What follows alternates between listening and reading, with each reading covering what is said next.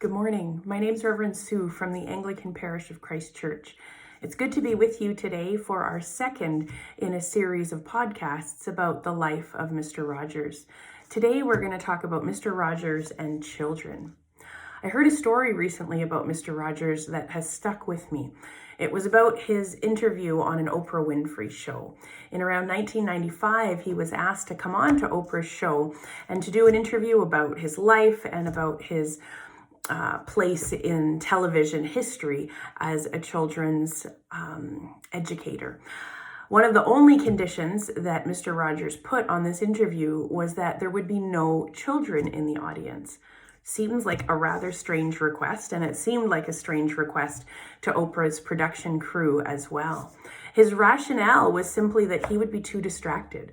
That if children were in the audience, if they were allowed to ask questions, he would have to answer them. He'd have to answer them honestly, and he would have to take the time to do that work, which was so central to who he was. And so if children were there, it was going to change his ability to focus and to answer her questions.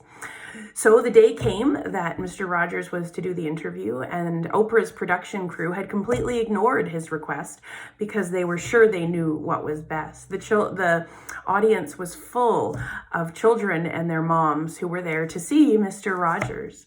Well, the interview went from bad to worse as Oprah's production crew then had children come up to the microphone to ask Mr. Rogers some questions. He answered them. He took the time. He got down to the children's level and spent time with them. But of course, that wasn't the point of the interview. Oprah lost control of what was happening and wasn't getting through the material that she wanted to. They cut to a commercial break to try and regroup, but the whole interview found Fred Rogers very distracted. That story is just a wonderful example to me of how Mr. Rogers was connected to children and how important he thought children were in a day and age where children were still seen and not heard, where children were often not treated or valued as full human beings. For Mr. Rogers, what he needed for children was that they would be central. They would be treated as full human beings. And that was his goal in his television show, Mr. Rogers' Neighborhood. There's another story that I find fascinating, and it sums up what Mr. Rogers' show was all about. In the documentary, Won't You Be My Neighbor, the Fred Rogers documentary, the film opens with a young Fred sitting at the piano, talking about how he likes to think of his work with children as helping them through the modulations of life. He said that some transitions, like the modulation from the key of C to the key of F, are more straightforward. But others, like moving from the key of F to the key of F sharp, are much more complicated. You have to weave through many things to get from one to the other, he reflects. And in the middle of his soft and thoughtful reflection that we see in this Fred Rogers documentary, he seems to break character, glancing at the camera lens towards someone else who's in the room. And he said, maybe that's too philosophical, he says, but it makes sense to me. It makes sense to me. To help children work through the modulations of life, moving through transitions, some hard and some easy. One of the things Fred Rogers is known for, above all else, is that he was willing to tackle difficult topics, whether it be the Vietnam War or the coming down of the World Trade Centers, or divorce, or grief, or death, or the loss of a pet. All of these topics Fred Rogers took time with in his show. Sometimes he would devote an entire week to this theme, and he would spend time with children discussing these important topics. He had a good friend named Margaret McFarlane, and she was a child psychologist who worked at the University of Pittsburgh. It's said that Fred Rogers would sometimes sneak out in the middle of a production day and go and find Margaret in order to discuss with her something about child development that he was working into his show. And he needed to talk to her about how he was going to do it in a way that children could understand, in a way they could hear, and that made sense to them. One of Margaret's mantras was, anything human is mentionable, and anything mentionable is manageable. Anything human is mentionable, and anything mentionable is indeed manageable. Fred wasn't afraid to talk about the human emotions that we all have and that children have, that oftentimes as adults we're afraid to talk about with them. If you can talk about it, it becomes manageable. What a wonderful idea for kids and for adults, that we would all take Fred's advice. Fred wanted to make sure that what kids saw and heard on screen was reflective of who we wanted children to be. If they saw violence, if they saw kids being mean to one another, if they saw that on television, that would be who they became. What we see and hear on screen becomes who we are. And so for Mr. Rogers, it was absolutely essential that what kids saw on TV and what they heard from television was that they were loved, that they were special just the way they are.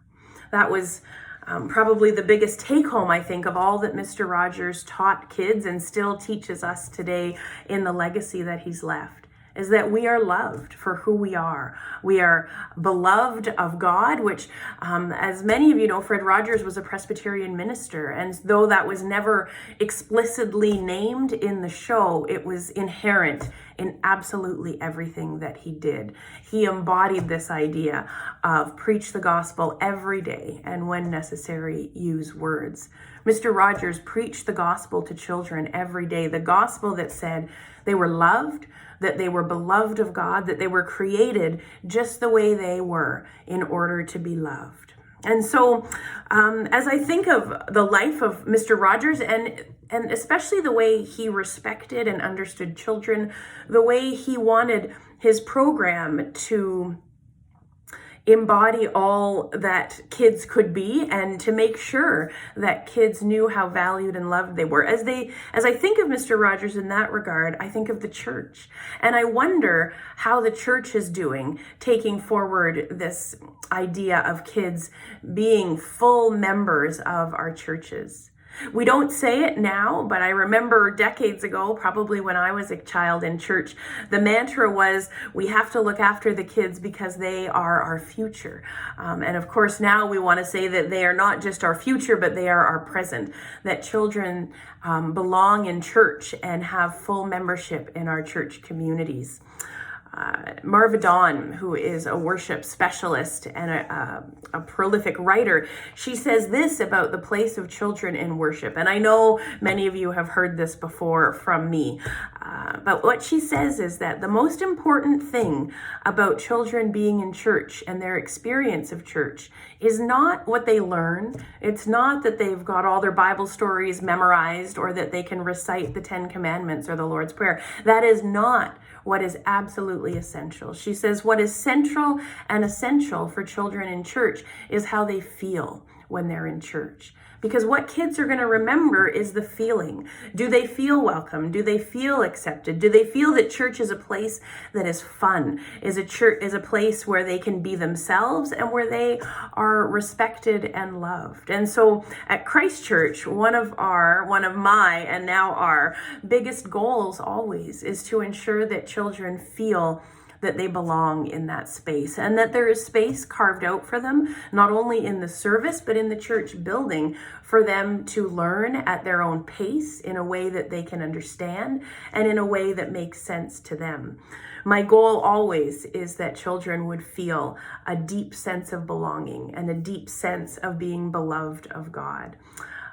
Every night before I put Simon and Amelia to bed, the prayer that I say for each of them is that they would know they would know how much they are loved, how much they are loved by God, how much they are loved by their family.